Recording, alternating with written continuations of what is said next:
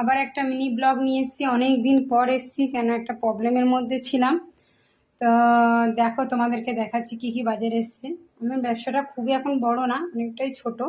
আস্তে আস্তে তোমাদের আশীর্বাদ দিয়ে, তোমাদের ভালোবাসা যদি বড় হতে পারি। তো দেখো কি কি বাজার নিয়ে এসেছি। এই যেখানে আছে ঘুগনি মটর আর তরকা আজকের হয়ে গেছে, পরে দেখাবো তোমাদেরকে। আর এই যে বাজার, সবজি বাজার, এখানে পেঁয়াজ কাটা আছে, এখানে গিলেমেটে আছে, এখানে মাছ আছে, এখানে চিকেন আছে। তো এগুলো নিয়ে এসেছি। এখানে ডিম আছে, এই ডিমগুলো সিদ্ধ হবে।